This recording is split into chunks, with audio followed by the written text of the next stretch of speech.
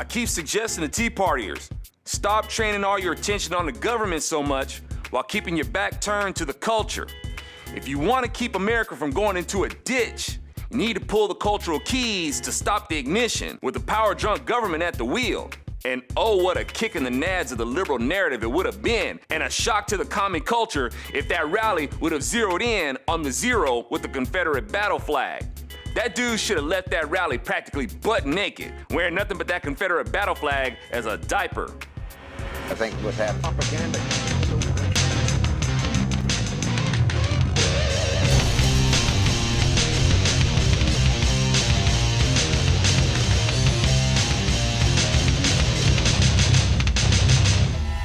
Why wasn't that guy confronted and bounced? If this guy was a Marine, any vet there should have been really insulted, I'm guessing. Because while vets were getting maimed and or killed to defend this flag, this dude was fighting for this flag. Too many miss the opportunity to blast holes in the main weapons liberals use against you. And I'm well aware that liberals will twist the news anyway to make it look like he was welcome. Like that video where Rachel Maddow tried to make it look like a white supremacist was welcome at a tea party. But she edited out the part where they confronted him and told him he wasn't welcome. But so what? Real character is doing the right thing even if nobody's watching.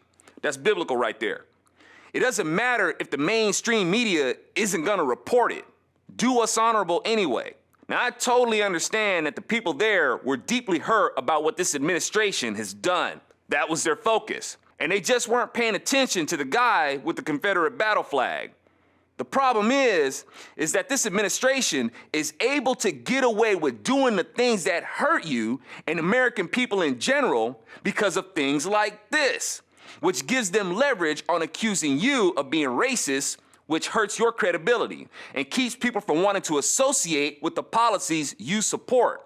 And if you're among those people who want to send me an email or leave some comment trying to defend this flag, don't bother. I get enough backward thinking emails from liberals as it is. And disappointing doesn't even begin to describe people who want to crawl up in the conservative tent wanting to defend the Confederate battle flag, claiming things like, this flag doesn't represent slavery, it represents states' rights.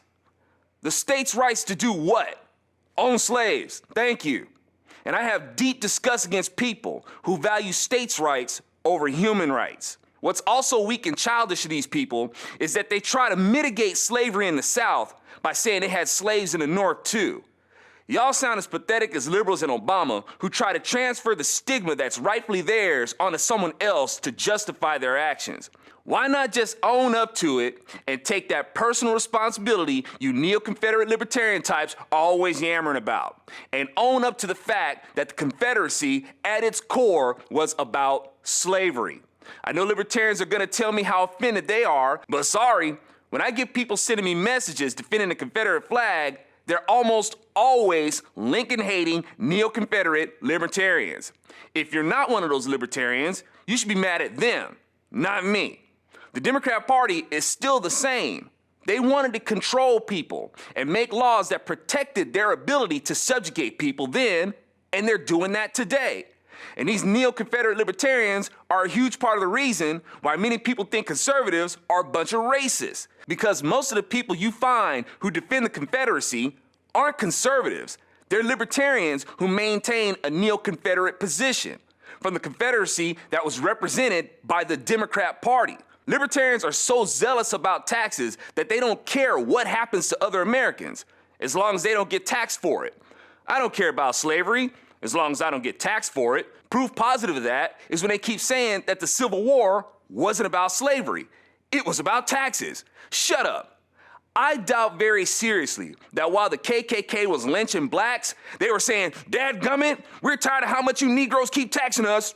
And when they were lynching white Republicans, it wasn't about taxes. It was because Republicans, the abolitionists, fought to free slaves and were considered race traitors. And maybe y'all haven't noticed this, but if it's one thing Democrats cannot stand, it's people whom they consider traitors to their race. And if you go against the Democrat Party, you're a traitor to your race. Malcolm X, however, said, if you support the Democrat Party, you're a traitor to your race. and a political chump. And if you have any intellectual honesty, you'll consider what I'm saying. Democrats hate blacks who vote Republican and accuse us of being traitors to our race.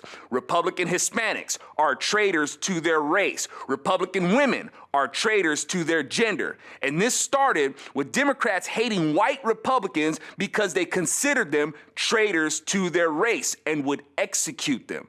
The Democrats prove over and over again that they use race and sex to divide people. But you think the Democrat-represented Confederacy that founded the KKK was going around lynching people because of taxes? The whole issue of slavery goes right over neo-Confederate libertarian heads, as all they care about is taxes. I don't care about abortion as long as I don't get taxed for it. I don't care about the effects of legalizing drugs as long as I don't get taxed for it. I don't care about the effects of legalizing prostitution as long as I don't get taxed for it. I don't care about the redefinition of marriage and its infringement on the church's right to free religious exercise as long as I don't get taxed for it. At the core, libertarians like all the things that liberals like, as long as they don't get taxed for it. Whereas liberals think that people's income should be taxed for it. I can't tell y'all how many times I've heard libertarians callously say that slavery would have eventually ended and that the slaves would have eventually had their freedom purchased. Well, I'm sure that's an easy day to wait for when you're not at the cracking end of a whip tearing off your flesh or all the other atrocities that came along with being a slave. And if there's anything that I hate about being a Republican, it's these neo-Confederate types who are often libertarians who defend the Confederacy and attach themselves to the Republican Party, when it was the Democrats who represented the Confederacy. These are people who make it really hard for Republicans to shake the racist stigma that's wrongfully placed on them. These people are totally selfish and do not care about the damage they're doing to conservative Republicans. These people are a big part of the reasons why Republicans like myself get called an Uncle Tom and a house Negro every day, because they think I'm defending you people, and I'm not. I personally can't stand the way you people think. I'm defending conservative values that many minorities actually relate to, but they don't want to be associated with these values because they don't want to be associated with conservatives whom they think are a bunch of racists. A prejudice influenced upon them by Democrats, but substantiated by these neo-Confederate libertarians, leeching off the Republican tent.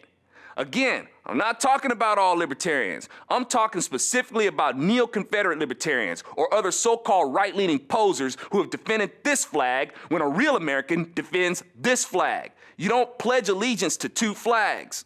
Liberals try to claim that Democrats were the conservatives back then. This is a cowardly attempt to keep from owning up to the Democrats' bigoted track record. You think the Democrats back then were conservative just because they were for states' rights? That doesn't make them conservative. Taking liberties with other people's God-given rights under states' rights is liberal, not conservative. Or you think that the KKK is right-wing because they claim to be Christian. That doesn't make you right-wing or conservative. Because just as Democrats take liberties with how they interpret the Constitution, they do the same with the Bible, neither of which adds up to being conservative. Using God's name to slander and murder is taking liberties and violating 3 commandments right there. How is that conservative with interpreting the Bible? It's actually taking gross liberties. Now, as it is, the guy in the picture looks like a plant. And if we conservatives were so welcoming of races, we'd be like, right on, brother. But thread after thread shows that conservatives reject this guy and speculate that he's a plant. New-looking boots? Do good old boys wear brand new boots to an all-day rally?